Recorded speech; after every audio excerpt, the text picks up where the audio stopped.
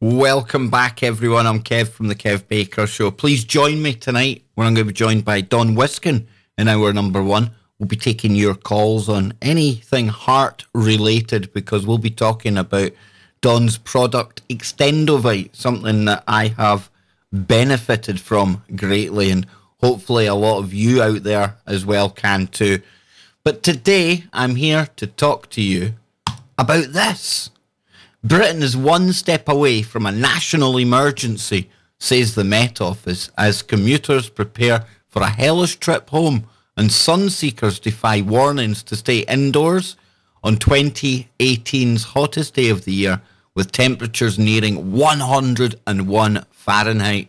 Now, I absolutely love the sun. I love the heat. But up in Glasgow today, it's not quite reached these high temperatures that have had basically the Met Office advising people to, as it says here, advice includes closing all windows and staying indoors between 11 a.m. and 4 p.m.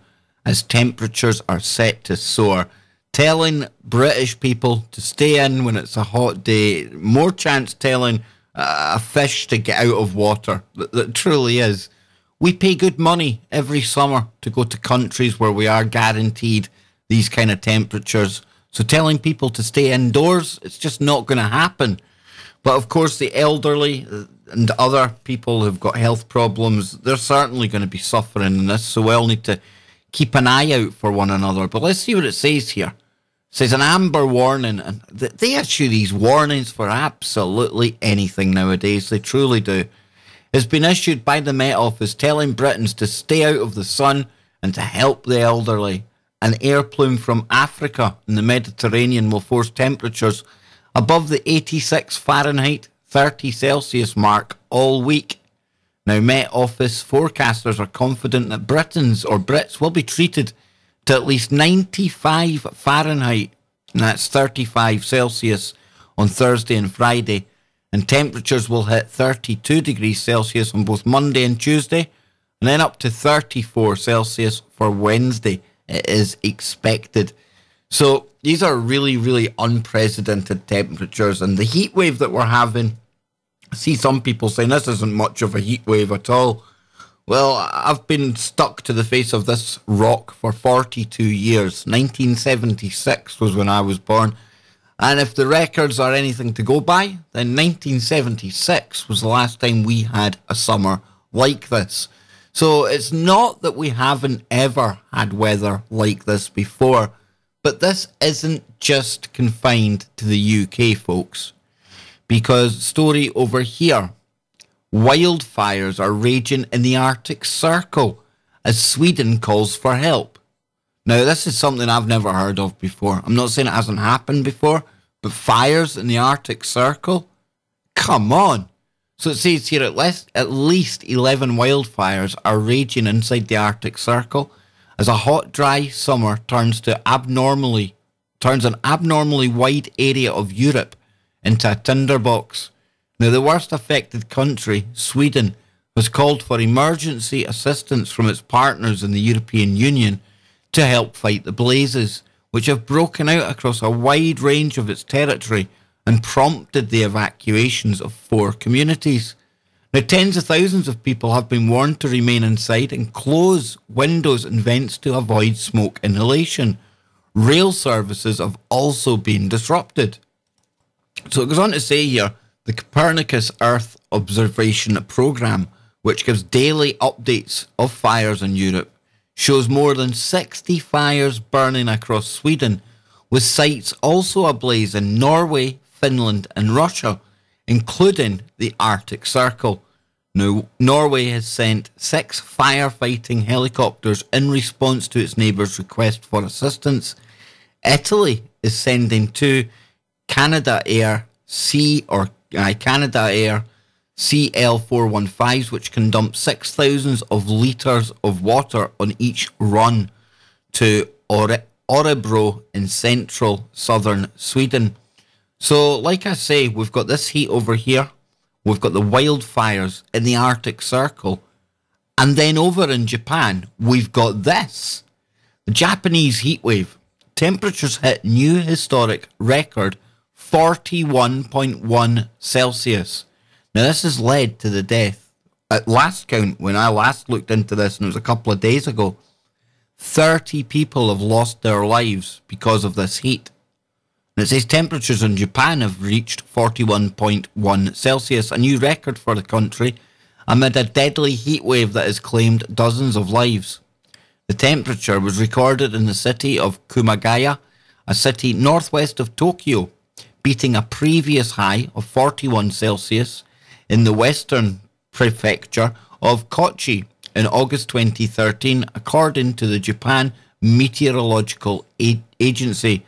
Records go back to varying dates for different cities, with data for Kumagaya starting in 1896. Now, authorities are warning people to stay indoors and use air conditioning where possible, with new deaths being reported almost every day for the last week. The heat wave is set in not just for the wide swathes of Japan, but also South Korea, where the country's highest ever morning low was recorded on Monday. The mercury sat at 31 Celsius at 6:45 in the morning in the city of Gwangyang, according to the Yonhap News Agency. Now, folks, this is something going on. We had Christopher Everard over on the show the other night, and he lives in France, and he was talking about it being unseasonably hot as well. Usually into August, they can expect temperatures like they're getting. But he also mentioned something interesting. And he mentioned that he's noticed it seems to be staying brighter later at night. Now, I can't say that I've actually actively, looked at how late we're getting the bright nights. But this is something I've heard other people talking about. And I was covering a story on the show the other night where there was cold temperatures, record colds, in parts of Australia in the southern hemisphere.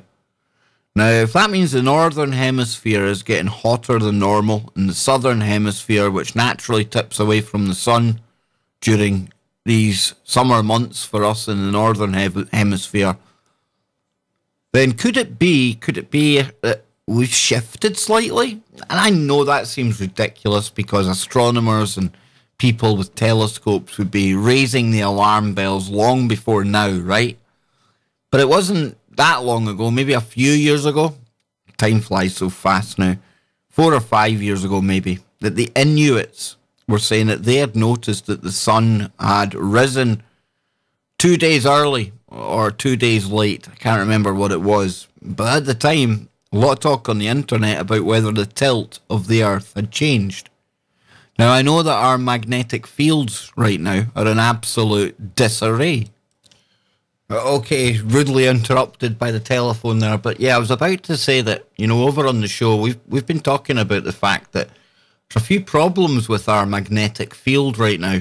In this story here, it's about the South Atlantic anomaly. And this was an area that scientists were saying we should look towards to be able to predict when a magnetic reversal may be upcoming. And again, we've only got the scientists say so and records to go by, but we're long overdue for a magnetic reversal. And with the way the planet is, with the core, the iron core producing this magnetic field, this system, it does have to actually flip. Now, that doesn't mean the planet itself flips. It just means the magnetic polar north and south, which are always wandering, they will flip for a time. So is that something to do with the weather? Is the shields been down, letting in more of the radiation? I don't know. I'm just asking the question. I'm trying to maybe make sense of something that there's nothing to make sense of. Maybe it's just a really good summer. But then it wasn't that long ago I was reading this as well. 3 weeks without sunspots. Now, as July 17th comes to a close, the sun has been blank for 21 straight days, a remarkable 3 weeks without sunspots. And I've covered this before. This is, actually an indicator that as opposed to the warming period that Al Gore would love to believe or love to have us believe we're entering, You know, climate does always change, folks. The cause of that, certainly not us. And most likely, look no further than that big kind of solar thing in the sky. You know, that big furnace, that kind of reaction that's going on up there. The sun is the driver of climate, folks. But Al Gore can't make us guilty about the sun, and he sure as hell can't tax us if he admits it's all to do with the sun. And with the solar or the sunspots being so quiet right now, it actually leads people to believe we might be heading towards a cooling period, a Maunder minimum. A Maunder minimum, that's the name given to a period of time back in the 1800s where it was literally a mini ice age. And it was heralded in by a lack of sunspots. So what is going on with the weather? Why is it so out of whack? One good thing to come on the back of this weather in the UK, and I'll let you see it here, is the fact that it's producing some absolutely amazing sights. And I'm just going to zoom this in so you can see it. Let's see here. In fact, if it zooms in, no, that's not the right one. Maybe this is it. No, can't zoom it in. Typical, innit? There we go. I got it zoomed in. So, heatwave is leaving Britain's seas glowing. Check this out. Look at that, folks. Now, this is all because of bioluminescence, is it? I think that's what you call it. Recent surge in bioluminescent plankton. You can just see this here. This will play down here, hopefully. Yeah, look at that. Ah, don't tell me it's going to play an advert. Pesky advert. Okay, we'll close that down. But yeah, you can see it here. So it says a photographer captured these stunning images of the sea glowing blue as millions of plankton lit up like fireflies. Photographer Tim Bow captured the rare natural phenomenon off the coast of Port Talbot, Wales last week amid a spike in sightings of bioluminescent plankton. Scientists believe the phenomenon is the result of the plankton being disturbed, causing it to emit light through a complex chemical reaction. So just me that thinks that is utterly amazing. Absolutely beautiful. And that's one thing that's come along with this hot weather. You know, it's definitely something amazing to look at. But what do you think is causing all of this deadly weather, folks? Because it is becoming deadly now, as we can see over in Japan. Another week of it coming here to the UK. We're being warned to stay indoors. No doubt Theresa May, she'll have a cabinet meeting. Cobra will be on full alert. You know, anything to take our minds off Brexit, right? Anyone noticed that there has been less and less chemtrails as well? It's just something I've noticed. Maybe this is the planet starting to correct itself when they don't chemtrail as much. Just saying. Who knows? I'll be on the show tonight from 10 PM in the UK. Don't forget, you can call in, speak to Don Wiskin about Extendovite. So any heart problems, any cardiovascular problems, anything like that, join us on the Kev Baker Show. 4 PM. Sorry.